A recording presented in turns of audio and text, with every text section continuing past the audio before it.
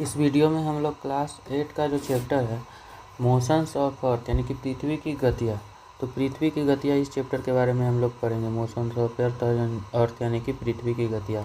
तो देखिए, पृथ्वी की दो प्रकार का गति होता है। मान लीजिए ये सन है, ठीक है, बीच में मान लीजिए ये सन है और अर्थ इसके चारों ओर घूम रहा है। अर्थ इसके चारों ओर घूम रहा है। ये क्या है? तो ये हमारा नीला नीला अर्थ है। ये हमारा नीला नीला अर्थ है। ये हमारा अर्थ है, ठीक है।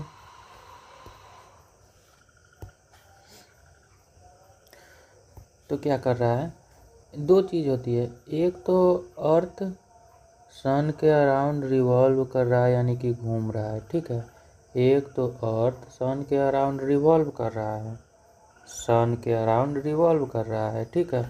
और एक है, मान लीजिए ये अर्थ है, ठीक है। अगर ये अर्थ है, ठीक है, तो अर्थ का एक एक्सिस होता है।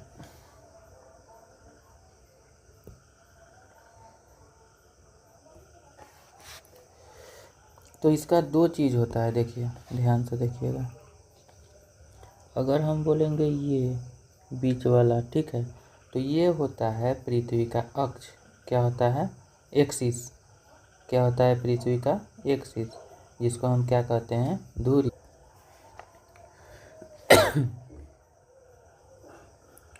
तो इसको बोलते हैं, देखिए, एक्सिस ऑफ रोटेशन, ठीक है। एक्सिस ऑफ, इसको बोलते हैं एक्सिस ऑफ रोटेशन, क्योंकि इस पे अर्थ घूमता है। लेकिन ये ऐसे नहीं है। कैसे है? इस टाइप से है। अर्थ का इस टाइप से है, ठीक है। और एक होता है इस टाइप से। तो इसको बोलते हैं ऑर्बिटल प्लेन। देखिए, समतल भी टाइप का, तो इसको बोलते हैं ऑर्बिटल प्लेन, ठीक है। इसको बोलते हैं ऑर्बिटल प्लेन।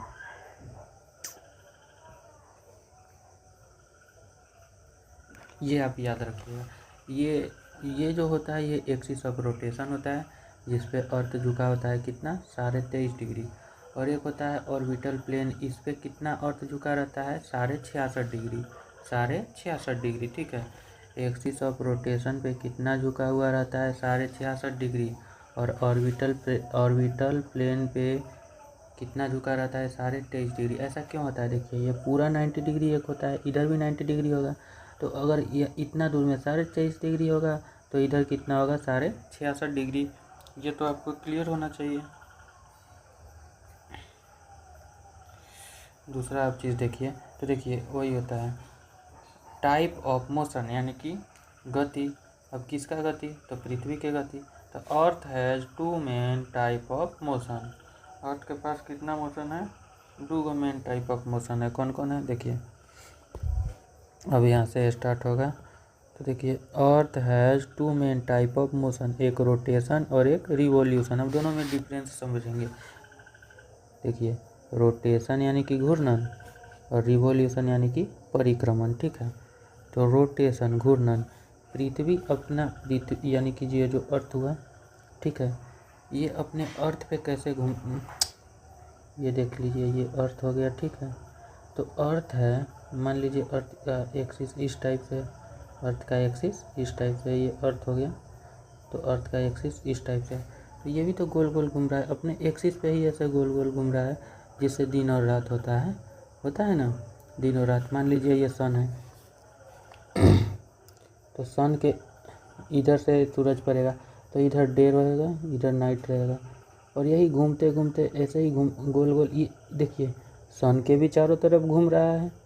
ये जो अर्थ है, ये सन के भी चारों तरफ घूम रहा है और अपने एक्सिस पे भी मतलब घूम रहा है, रोटेशन कर रहा है। अपने एक्सिस पे भी रोटेशन इस टाइप से कर रहा है। तो देखिए, रोटेशन से क्या होता है? दिन और रात। और दिन और रात होता है, इसका मतलब 24 घंटा में अर्थ अपने एक्सिस पे रोटेट कर लेता है। याद रहेगा। तो rotation is the movement of the earth on its axis from west to east, ये आप याद रखिएगा, पश्चिम से पूरब घूमता है। अपने दूरी पर कहाँ से कहाँ घूमता है? पश्चिम से पूरब, इसीलिए सूरज पूरब से उगता है और पश्चिम में डूबता है। ठीक है, सूरज पूरब से उगता है और पश्चिम में डूबता है, तो इसका उल्टा अर्थ का रोटेशन होता है पश्चिम से पूरब, वेस्ट टू ईस्ट। और कितने देर में? 24 आवर में। It take 24 hour 1 day to complete और 1 रोटेशन। ठीक है, और इसके कारण क्या होता है? This causes day and night, इसके कारण क्या होता है? और दिन और रात होता है। याद रहेगा। उसके बाद अब देखिए,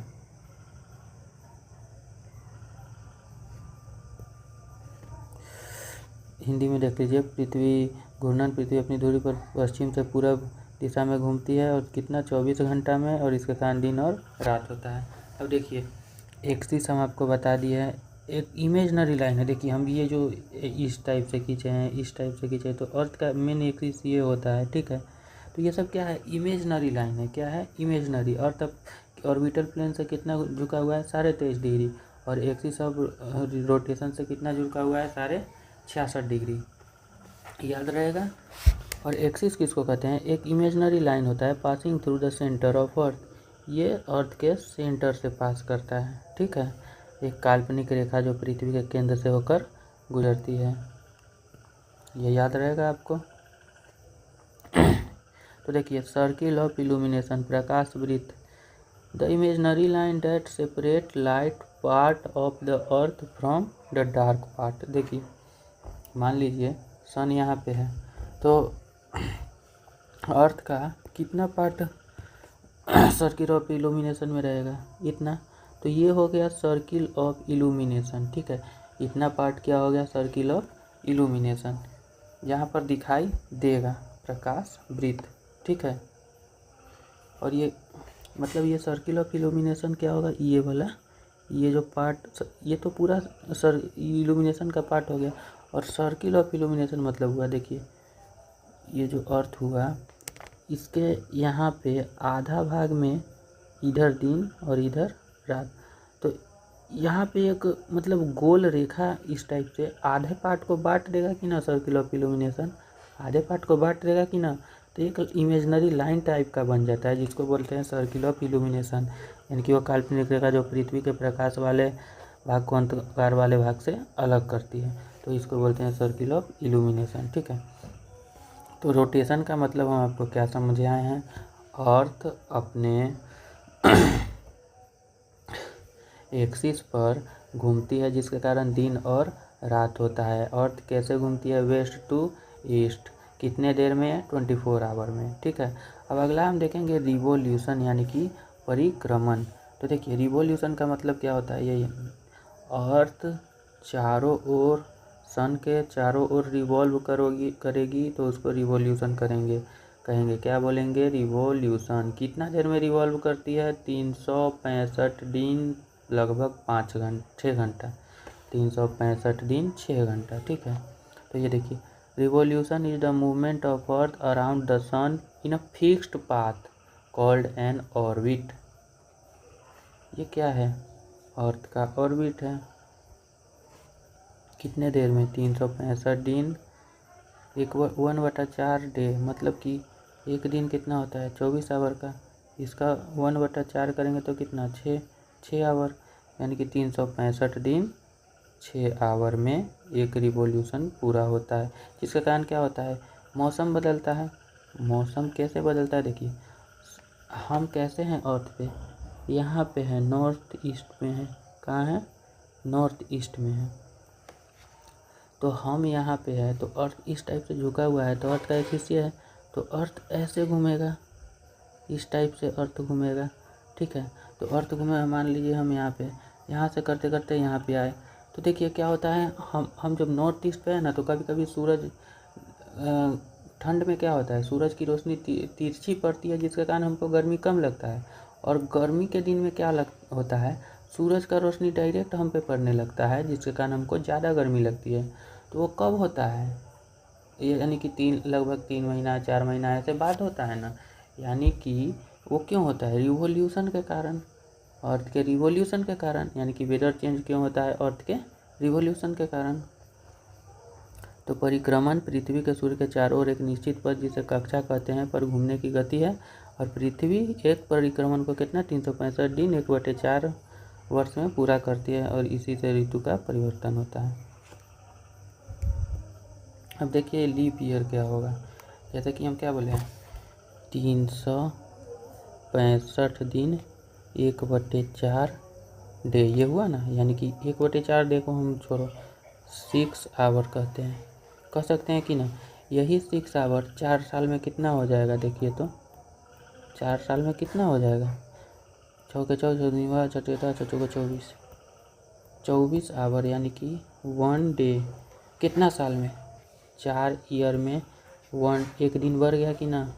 तो इसीलिए हर 4 साल के बाद क्या होता है, फरवरी 28 के बजाय 29 का हो जाता है। फरवरी 28 के बजाय 29 का हो जाता है कि ना। इसीलिए तो ये देखिए, मान लीजिए 2024 लीप ईयर है, होता ही है क्योंकि 4 से, जिस साल में 4 से भाग लग जाए वो लीप ईयर, ठीक है। और मान लो इस टाइप से शताब्दी वर्ष है तो उसमें 400 से भाग लगना चाहिए, ठीक है। तो उतना डिटेल से आप नहीं जानिए, बस ये जानिए हर 4 साल के बाद क्या होता है, लीप ईयर। क्यों? और जिस साल में 4 से भाग लग जाए तो वो लीप ईयर होता है। लीप ईयर क्यों आता है? क्योंकि और 365 दिन और लगभग 6 घंटे में एक रिवॉल्यूशन करता है, ठीक है। अगला देखिए, पृथ्वी की धुरी का झुकाव, यानी कि इंक्लिनेशन ऑफ अर्थ। हम क्या बताएं, एक्सिस ऑफ इंक्लिनेशन ऑफ अर्थ का इंक्लिनेशन कितना है अपनी धुरी से? लगभग 66.5 डिग्री। ये वाला लगभग कितना है? 66.5 डिग्री, ठीक है। तो यही है, the earth axis is inclined at the angle of 66.5 degree with its orbital plane. ये अपने ऑर्बिटल प्लेन, ये ऑर्बिटल प्लेन है ना, तो इससे कितना झुका हुआ है? 66.5 डिग्री। तो इसको क्या बताते हैं, inclination of earth axis. Because of this tilt and revolution we experience different season. और इसी के कारण हमको डिफरेंट सीजन में पता चलता है, क्योंकि यहाँ पे रहते हैं तो कहीं और, यहाँ पे रहते हैं तो सूर्य की किरणें तिरछी पड़ने लगती हैं, यहाँ पे फिर सीधी पड़ने लगती हैं सूर्य की किरणें। हम यहाँ पे आ जाते हैं तो हम इस टाइप पे रहते हैं तो सूरज की किरणें यहाँ पे पड़ती है, यहाँ तक बहुत कम आती है। वैसे ही यहाँ पे रहते हैं तो कहाँ पर हम रहेंगे, यहाँ पे तो सूरज की किरणें डायरेक्ट नहीं आती है, लेकिन यहाँ पे रहते हैं तो डायरेक्ट आता है, यहाँ पे रहते हैं तो डायरेक्ट आता है सूरज की किरण, ठीक है। तो इसी के कारण यहाँ पे डायरेक्ट आएगा नहीं, यहाँ पे रहेंगे तो फिर तिरछा आने लगेगा, यहाँ पे डायरेक्ट आएगा। तो यानी कि यहाँ पर अगर अर्थ रहेगा तो यहाँ पे गर्मी लगेगा। तो पृथ्वी की धुरी अपनी कक्षा के तल में 66.5 डिग्री के कोण पर झुकी हुई है, और इसी झुकाव और परिक्रमण के कारण हमें भिन्न भिन्न ऋतुएं प्राप्त होती है। यह भी याद रखिएगा। उसके बाद हम अगला देखेंगे। अब हम देखेंगे समर सोलिसिट और विंटर सोलिसिट, ठीक है। तो सोलिसिट के बारे में देखेंगे और इक्विनॉक्स के बारे में देखेंगे। तो सबसे पहले देखिए, एक होता है समर सोलिसिट जो कि समर में आता है। सोलिसिट 2 होता है, एक समर और एक विंटर, ठीक है। समर वाला 21 जून को और विंटर वाला 22 दिसंबर को, ये याद रखिएगा, ठीक है। अब हम समझाते हैं क्या होता है सोलिसिट। देखिए, ये हो गया अर्थ, ठीक है। अगर अर्थ अपने एक्सिस पे झुका हुआ है, हम कितना बोले, इस टाइप से है, अर्थ इस टाइप से है, यानी कि अर्थ का ये देखिए बीच में इक्विनॉक्स होता है, ठीक है। बीच में इक्विनॉक्स होता है और ऊपर नीचे होता है ट्रॉपिक ऑफ कैंसर और ट्रॉपिक ऑफ कैप्रिकॉर्न, ठीक है। तो मान लीजिए बीच में इक्विनॉक्स है, ठीक है। विंटर के दिन में क्या होता है, सूरज हम कहाँ पर, हम आपको बोले हम नॉर्दर्न हेमिस्फेयर में यहाँ पर है, ठीक है, यहाँ पे है। तो देखिए, तो सूरज का रोशनी डायरेक्ट पहुँच रहा है, नहीं, सूरज से हम दूर हो गए हैं कि ना। सूरज से दूर हो गए यानी कि दिन क्या होगा, दिन मतलब गर्मी कम लगेगा और दिन छोटा होगा कि नहीं। तो विंटर सोलिसिट में क्या होता है, वही होता है। देखिए समर सोलिसिट हो गया, पहले विंटर ही देख लेते हैं। तो winter solstice, the southern hemisphere is tilted toward the sun, sun ray fall directly under tropic of Capricorn. तो समर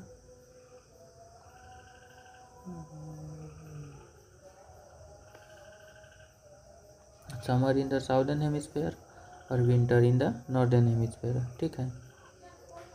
तो दक्षिण गोलार्ध में सूर्य की ओर झुका होता है, सूर्य की किरणें मकर रेखा 23 डिग्री पर सीधी गिरती है, और दक्षिण में ग्रीष्म ऋतु, उत्तर में शीत ऋतु होती है। तो हम उत्तर में ही न रहते हैं, तो उत्तर में क्या होता है, शीत ऋतु हो जाता है। देखिए उत्तर में क्या हो गया, विंटर सोलिसिट में ठंडी, और ये कब होता है, 22 दिसंबर को, ठीक है। अब उसके बाद हम देखते हैं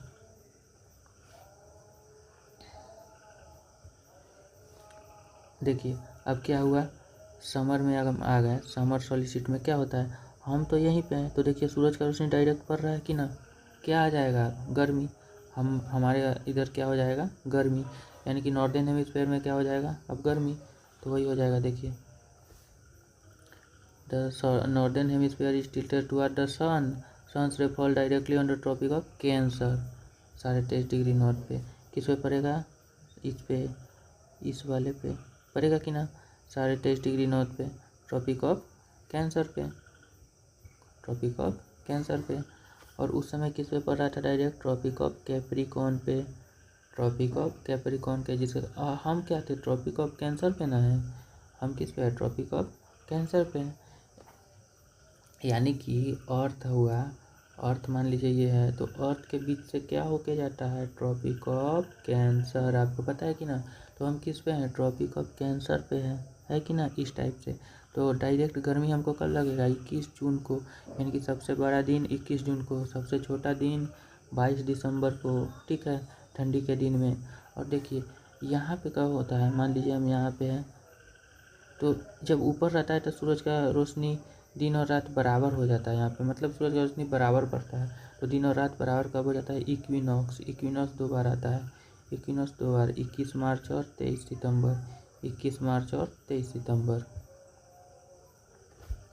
तो 21 मार्च और 23 सितंबर को sons ray fall directly on the equator.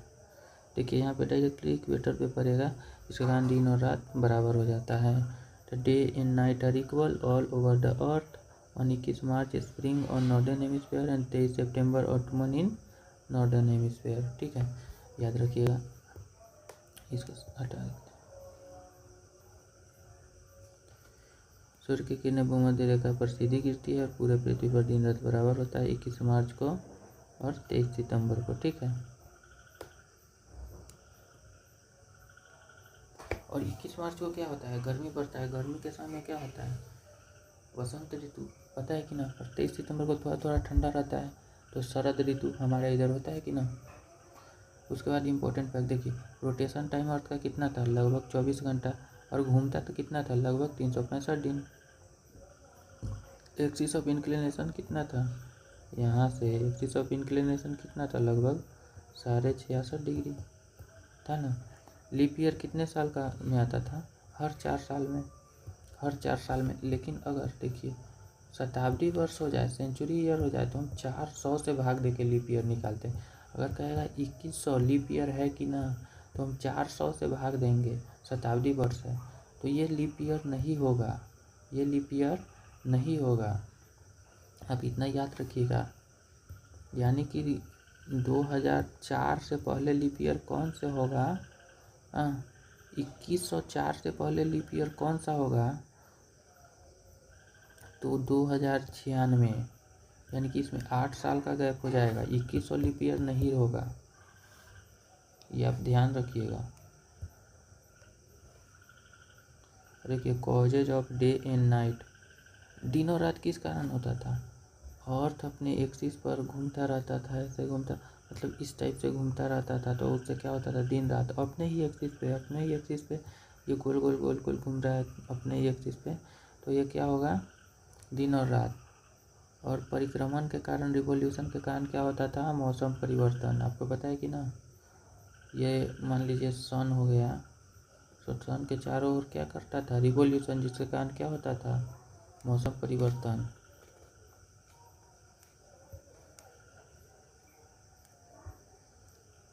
उसके बाद देखिए कुछ हार्ड वर्ड है, जैसे कि एक्सिस का मतलब क्या होता था, एक इमेजनरी लाइन जो कि अर्थ के बीच से जाता था, अर्थ के सेंटर से होके जाता था, यही ना था एक इमेजनरी लाइन।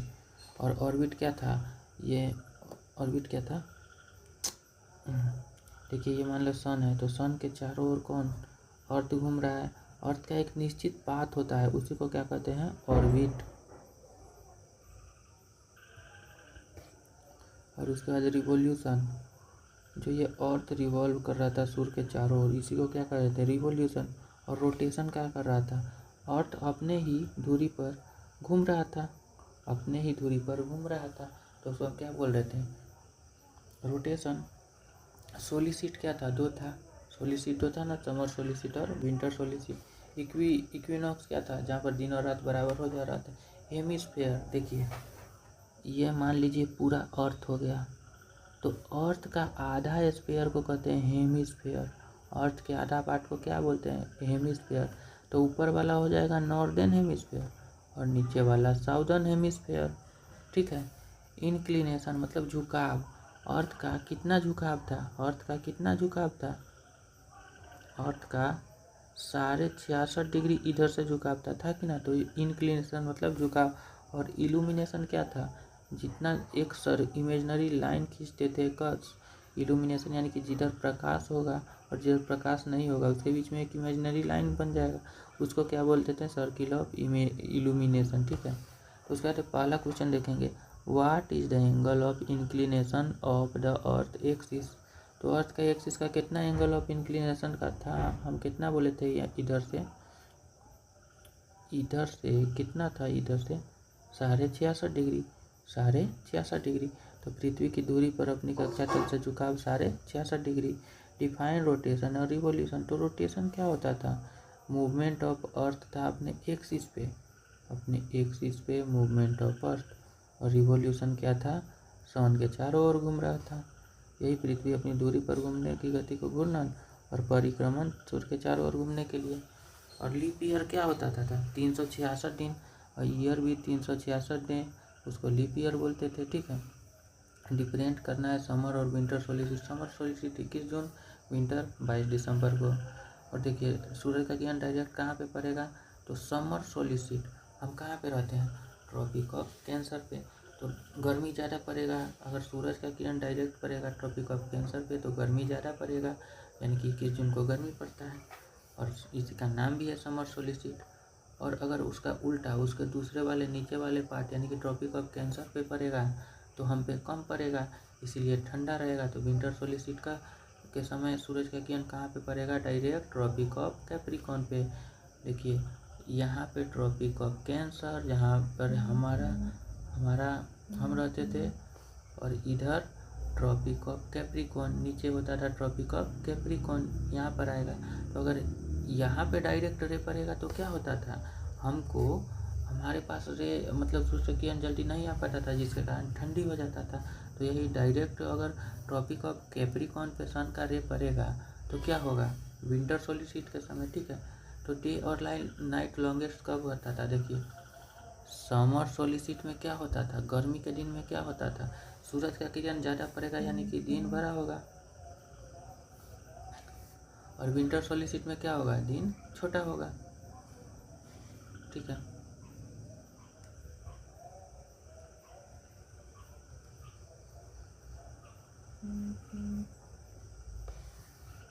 इक्विनॉक्स क्या था, जब दिन और रात बराबर हो जाता था उसी को इक्विनॉक्स बोलते थे। कब होता था, 21 मार्च और 23 सितंबर, जब पूरे पृथ्वी पर दिन और रात बराबर होता था उसी को ना इक्विनॉक्स यानी कि विषुव बोलते थे। Why do the pole experience 6 month day और 6 मंथ नाइट, यानी कि देखिए ये जो पोल होता था, पोल पृथ्वी का दो होता है, एक होता है नॉर्थ पोल, एक होता है साउथ पोल। तो क्या होता है, देखिए सूरज जब पृथ्वी जब सूर्य के चारों ओर ऐसे घूमता है ना, यहाँ पे सन हो गया, यहाँ पे मान लीजिए सन हो गया, तो सन के चारों ओर जब पृथ्वी घूमता है तो देखिए पोल है ना, पोल पर लगभग 6 महीना का दिन यहाँ पर आते आते नॉर्दर्न हेमिस्फीयर यहाँ, यानी कि अर्थ जब घूमता है, अर्थ घूमता है तो इसका पोल पे ज़्यादा कोई डिफरेंस पड़ता नहीं है, लेकिन ये इंक्लिनेशन के कारण कब फर्क पड़ता है, लगभग आधे तक जाते जाते, यानी कि आधा तक जाते जाते दिन ही रहेगा नॉर्दर्न हेमिस्फीयर में, फिर आधा तक जाते जाते रात रहेगा, रात होगा नॉर्दर्न हेमिस्फीयर में। इसके कारण जो पोल पे होता है 6 महीने का दिन और 6 महीने का रात होता है। तो because of earth tilt and revolution around sun, each pole fact the sun for 6 months and the remains away for next 6 months। इनकी पृथ्वी के झुकाव और सूर्य की परिक्रमण के कारण प्रत्येक ध्रुव 6 महीने सूर्य की ओर तथा 6 महीने सूर्य से दूर रहता है, ये आप याद रखिएगा। अगला देखिए, अब उसी का कुछ ऑब्जेक्टिव क्वेश्चन है वो देख लेते हैं। जैसे कि टिक टॉक रेट में the movement of the earth around the sun, sun के चारों रिवोल्यूशन ही कहते थे कि ना। इसका डायरेक्ट रे कब पड़ता था, 21 मार्च को। 21 मार्च को किस पे, देखिए इक्वेटर पे, इक्वेटर पे कब पड़ता था, 21 मार्च को। और 21 मार्च को और एक दिन देखिए हम आपको दिखा देते हैं,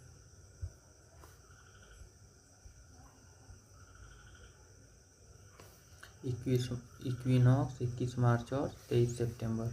डायरेक्ट सन कहाँ पे पड़ता था, देखिए डायरेक्ट सन कहाँ पे पड़ता था, इक्वेटर पे, यहाँ पे इक्वेटर पे, ठीक है, इक्वेटर पे डायरेक्ट सन पड़ेगा तो इक्विनॉक्स 21 मार्च और 23 सितंबर। फिर उसके बाद देखिए Christmas is celebrated in summer, तो ये ऑस्ट्रेलिया में मनाया जाता है समर में। समर के समय कहाँ पे, ऑस्ट्रेलिया, क्योंकि उस समय ऑस्ट्रेलिया में समर ही रहता है, ये आप याद रख लीजिएगा। Cycle of the season is caused due to, वो सन के चारों ओर घूमता था इसी के कारण दिन और रात, यानी कि रिवोल्यूशन के कारण। अ लीप ईयर हैज, कितना दिन होगा, 366 दिन, ठीक है, याद रहेगा। फिल इन द ब्लैंक्स उसी चैप्टर का। The daily motion of earth is, तो जो दिन और रात होता था किसके कारण, घूर्णन के कारण। The earth travel around the sun in elliptical orbit, elliptical, जैसे कि देखिए इलिप्टिकल किसको बोलते हैं,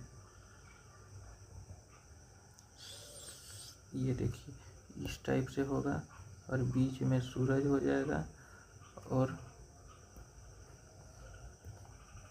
यहाँ पे अर्थ हो गया, ठीक है। तो इलिप्टिकल का मतलब हुआ ये दीर्घवृत्ताकार पाथ है, कैसा पाथ है, दीर्घवृत्ताकार है, पूरा गोलाकार नहीं है, दीर्घवृत्ताकार है, इसी को कहते हैं इलिप्टिकल पाथ, ठीक है। तो अर्थ ट्रेवल करता है किस पाथ में, इलिप्टिकल पाथ में, ठीक है, ये याद रखिएगा, इलिप्टिकल पाथ में ट्रेवल करता है। अगला देखिए,